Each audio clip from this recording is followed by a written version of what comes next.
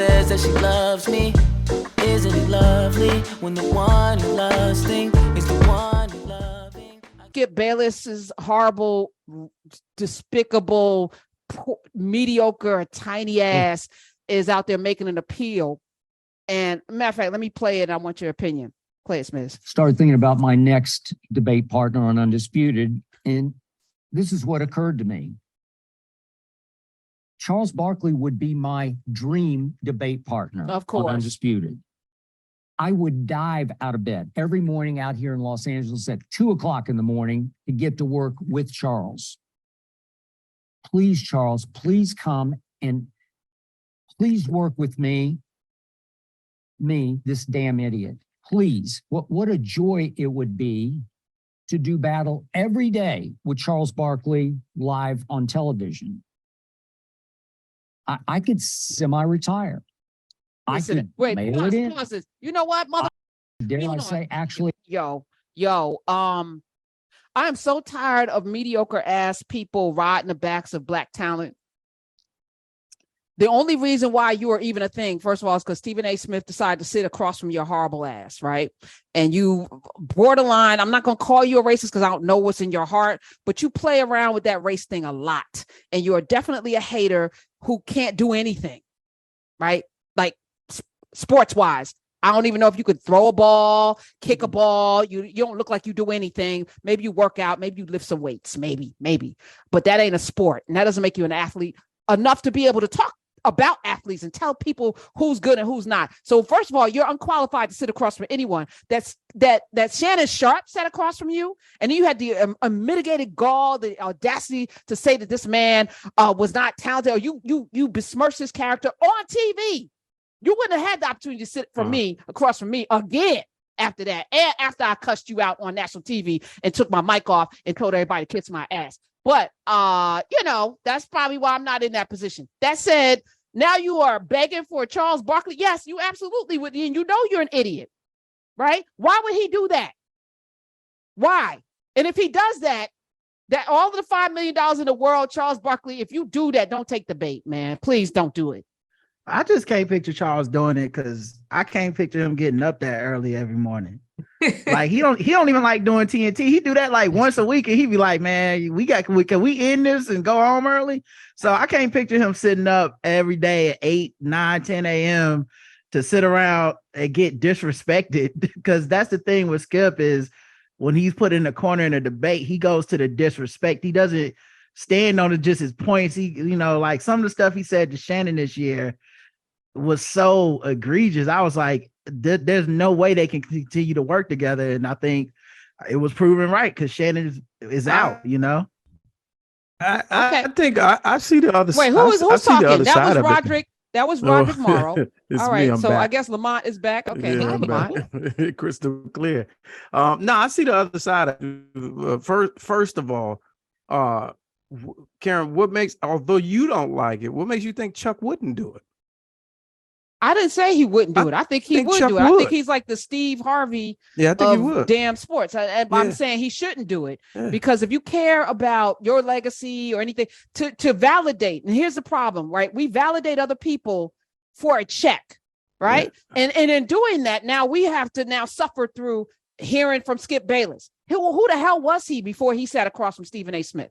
Who was he? Somebody's brother who's a chef? Yeah, that's who, because his brother was more famous than he was, right? And the second piece is, I don't think Skip would what he did to Shannon to Chuck. You're wrong. Why not? I didn't think he would. Why? Yeah, I don't think. Yeah. What makes you think he got a line? Somebody is not. I wouldn't call it a line, but somebody in Skip's position, right? When you get bested so many times, like Shannon knows what he's talking about. Shannon is a smart guy. Yeah. So a person like Skip is always going to try to find that one point to poke a hole in his argument. He's always going to try to sun him. He's always going to try to talk him down. Chuck, you don't give Chuck the credit for knowing what the fuck he's talking about. Yeah. So somebody like Skip. Okay. All right. Let's play the rest. Let's play. You might be onto something, Lamont. Which is why, even more of a reason why Chuck sit across from this motherfricker. And I'm going to call him a motherfricker and not what I want to call him. Go ahead, play the rest of it. They have a life And forget about prepping so furiously hard night after night after night for every day's Undisputed. Oh, wow. Wow. All I'd have to do is let Charles go first and listen to him make a fool of himself. Wow. Oh, this mother freak. I didn't Jeez. even know how. Oh. Yo. And see, to me, that's worse than the stuff he says to Shannon. So Yeah. I feel like Now, that- worse if it doesn't bother you. That doesn't bother Chuck. I mean, nothing's worse if it don't bother you, but I'm saying Chuck is clearly bothered by this dude because he be talking trash about Skip and they don't even be on the same show. So if he said this stuff that Charles faced, where Charles, the man that threw somebody through a plate glass window, could get a hold of, I just feel like it's not a good idea for anybody involved to do this show. That's actually a compliment to Skip. I mean, not to Skip, to Shannon. He actually Yes. complimented. He basically said, "You made me work, He made me and I work. didn't have to work, and I could be a mediocre white boy if Charles comes, in, which is Well, he was mediocre sitting across from Skip. yeah." Skip was handing him his ass on a regular, which is why he devolved into the disrespect to Roger. Correct. But again, as we were talking at the top of the show, we have to start to reframe the whole. We were talking because Roderick Game Theory was canceled. Black Lady Sketch Show, a lot of really talented, smart shows were canceled, right? Because the people at the top don't know talent. They're not creative. They're not really good. They're good at throwing money at things, and when it doesn't work, then they replace, right? Or they build off of Well, not our only goodness. that, they don't want smart. They don't want smart. No, especially not Right. blacks, Yeah, they not want black smart. excellence, So, not so, black so, smart. so those of us who are smart, let's stop selling out and let's start holding court with one another and building the platforms ourselves. Because if they're, and I said this about Essence and everything yesterday, if somebody's giving you Shea Moisture 1.6 billion, giving the Mealy person, however undisclosed amount, but an extra 10 million to invest in the Black community, if they're giving, Carol's daughter, 10, 14, 15, 20 million, then that your brand is worth so much more, right? Because Procter & Gamble is not going to give you that money, or Unilever, unless they feel like they can make 10 times that. 10x is the model, right? Mm-hmm. So, and what are they buying? They're buying us. Twitter, $44 billion. They were buying Black Twitter, right? And all these other platforms, TikTok. please come. Yeah. Please come. It's Black people. TikTok ain't TikTok without our dances and Yeah. all of that, right? So if we are the commodity or the driver of the commerce, and we aren't participating in the commerce, then we are enslaved. Yes, this is maybe the food, maybe it's not chitlins, maybe it's prime rib instead of chitlins, but it's still the same mentality in terms of somebody who's getting rich who couldn't get rich without your talent. What can Skip Bayless do without somebody sitting across from him who's Black and a name? Right. Yeah, I agree. I also don't think I want to see Charles do it though, because partially he don't like doing research. And that's the charm of Charles. That's what I like about, he go on TNT, they play a game called who he play for. Because Charles don't necessarily know who people in the NBA play for. And it's cute there because I think TNT feels like a safe Black environment. I don't want him sitting aside from this mean, petty, vindictive dude that's going to disrespect him at every turn. I don't think it's going to be good TV, so I wouldn't want to watch that anyway. I actually think it would be I high think ratings be because I think high it wouldn't be rated, great train TV for wreck, us. crash and burn. Yeah, I think it'll. I hear what y'all say. People would watch it. I don't think it would be good. Is what I'm saying. Like, Good and for then who, we though? watch a lot of It stuff would that ain't expose them good. both. Good for who though? That's Good the it question. won't be good It'll for be us. good for Skip, Exactly. but it won't be good for us. I mean, it'll be good for white folks, and the way that Yeah. they want to perceive it's a way to reiterate what they're already saying, whether or not Charles does it or not. This is what they think. I mean, we talked about this before. I just say, cut the check and then build your own platform, instead of I mean, just whatever they think. I mean, I think that the fact that we're trying to create this image that is not going to be accepted by white America anyway. If you're exceptional, then you get a comment like what Skip said was, I don't have to research no more. And if you're not, then I would retire with dumb old. I mean, just The fact that he knows his wallet. I'm gonna say last, Charles Barkley, if you do it, you are absolutely dumb.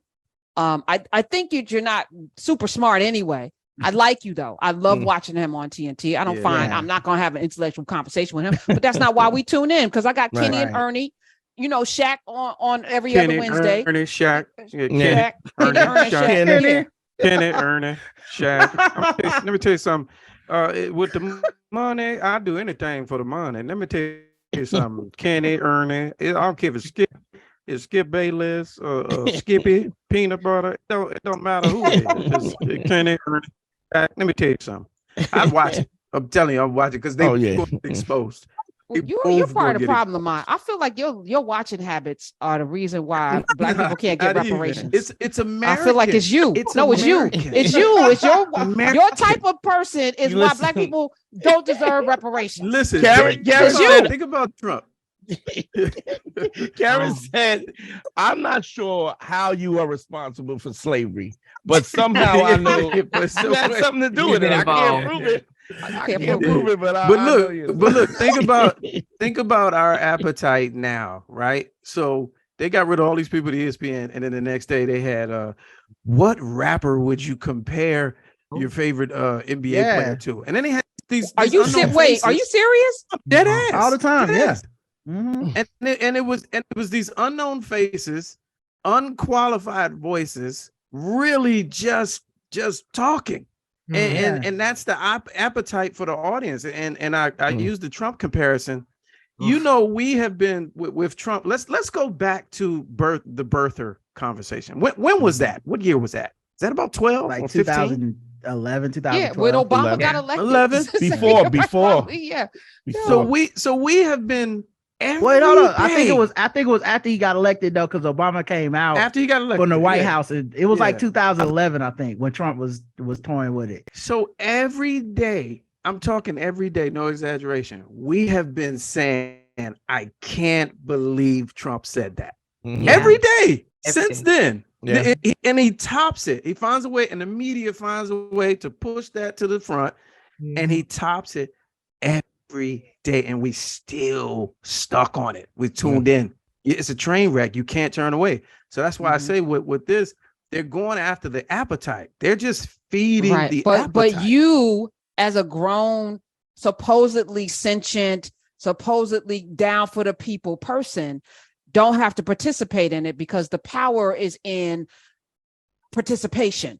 Yeah. The power is in voting. The power is in clicking. The power is in watching. You provide the ratings. You are the reason why, if you tuned in the next day, because I didn't know about the rap thing, because I don't watch ESPN.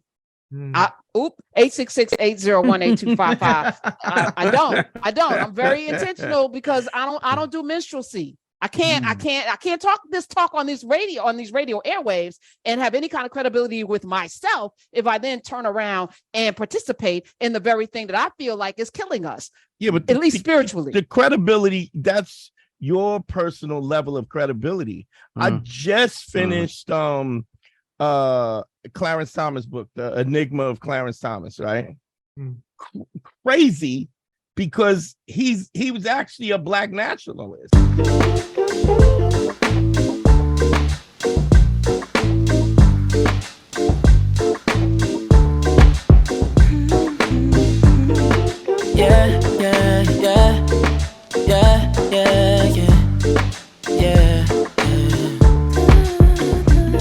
I run my fingers through her hair as she smiles and says that she loves me. Isn't it lovely when the one you're lusting is the one